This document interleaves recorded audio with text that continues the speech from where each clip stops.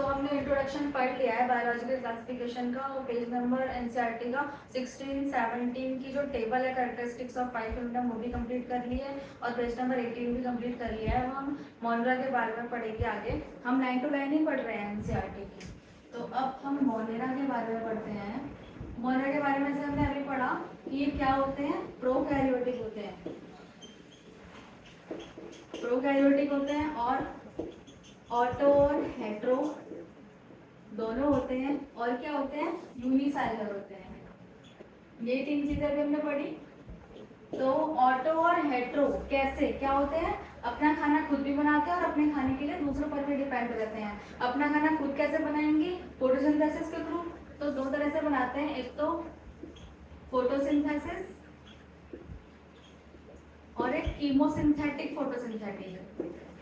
Chemosynthetic photosynthesis. Chemo जैसे आप पढ़ रहे हैं, कीमो मतलब केमिकल्स। केमिकल्स जैसे कि हम सोडियम नाइट्रेट, फॉस्फोरस, इन पे डिपेंड रहते हैं। अमोनियम, सोडियम, फॉस्फोरस इन पे डिपेंड रहते हैं। तो ये ऑटोट्रॉफिक होते हैं। और ये सब इन्हें कहाँ से मिलता है, ये सब इन्हें समुद्र से मिलता है, ह्यूमिडिटी से मिलता है। जहाँ पर कोई चीजें होंगी वहाँ पर केमिकल कंपाउंड्स होते ही होते हैं। तो आप ये मत सोचिए कि मोनरा कहीं प्रेजेंट हो सकता है। मोनरा हर एक जगह प्रेजेंट होता है, क्योंकि मोनरा जो है उसके अंदर सारे बैक्टीरियाज आते हैं। बैक्टीरिया जो है वो मोनरा के सोल मेंबर्स होते हैं। तो बैक्टीरिया हर जगह प्रेजेंट होते हैं, इवन हार्श हैबिटेट्स में भी, जहाँ पर नॉर्मल कंडीशन में कोई भी एनिमल, कोई भी ह्यूमन या फिर कोई भी प्लांट सर्वाइव नहीं कर सकता, वहाँ पर भी हमारे बैक्टीरिया प्रेजेंट होते हैं।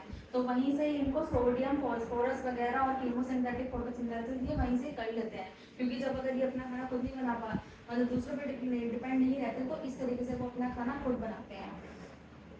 Next heterotrophic. अब हेटरोट्रॉफिक है तो अपने खाने के लिए दूसरों पर डिपेंड रहेंगे। दूसरों पर कैसे डिपेंड रहेंगे, एक तो ये पैरासाइटिक हो सकते हैं। पैरासाइटिक मतलब दूसरा ऑर्गेनिज्म पे रहना, जैसे कि हम पे रहते हैं, हमारे अंदर भी है खूब सारे बैक्टीरिया प्रेजेंट होते हैं। तो ये पैरासाइटिक होते हैं। अपने अपने खाने के लिए दूसरे एक लिविंग ऑर्गेनिज्म के अंदर सरवाइव करना, वो पैरासाइटिक होता है। और एक सैप्रोफाइटिक होता है। Saprophytic means dead. सैप्रो means dead. तो डेड ऑर्गेनिजम्स के अंदर, डेड ऑर्गेनिज्म से अपना खाना बनाना, वो होता है हेटरोट्रॉफिक। या तो जिंदा लोगों से बनाएंगे या तो डेड ऑर्गेनिज्म से बनाएंगे। तो डेड वाले को सैप्रोफाइटिक कहते हैं, और जो जिंदा लोगों के अंदर ही रहते हैं बैक्टीरिया उसको पैरासाइटिक कहते हैं। तो इससे अपना खाना बनाते हैं। और मोनोराज जो होते हैं वो कितने प्रकार के होते हैं, मोनोरा जो होता है वो बैक्टीरिया ही है बेसिकली, सारे बैक्टीरिया मोनोरा के अंदर ही आते हैं। तो कितने टाइप्स के होते हैं, 4 टाइप्स के होते हैं।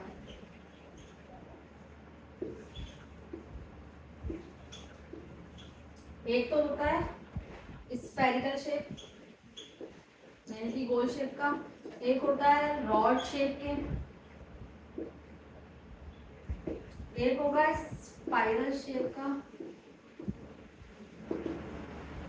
और एक होता है comma shape, vibrio comma shape के। तो स्फेरिकल शेप को हम कॉकस बोलते हैं, रॉड शेप को हम बैसिलस बोलते हैं, स्पाइरल शेप को हम स्पाइरिलम बोलते हैं, एंड कॉमा शेप को हम विब्रियम बोलते हैं।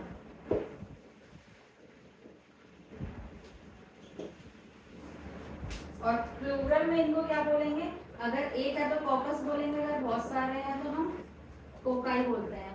और इसको हम बैसिलाई बोलते हैं, इसको हम स्पाइरलाई बोलते हैं,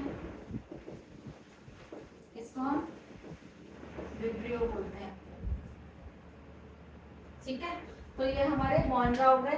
अब इसके मोनरा के आगे फर्दर हम पढ़ेंगे। हम जैसे 3 डोमेन्स ऑफ लाइफ पढ़ा था, तो 2 डोमेन्स जो थे वो मोनरा के अंदर ही थे। मोनरा फर्दर डिवाइड होता है 2 बैक्टीरियाज में, एक तो आर्के बैक्टीरियाज होते हैं और एक यूबैक्टीरियाज होते हैं। दोनों पैरासाइटिक हैं, और एक यूकैरियोट्स। ये 3 डोमेन्स ऑफ लाइफ थे। तो आगे हम इसके बारे में पढ़ेंगे फर्दर क्लासिफिकेशन में।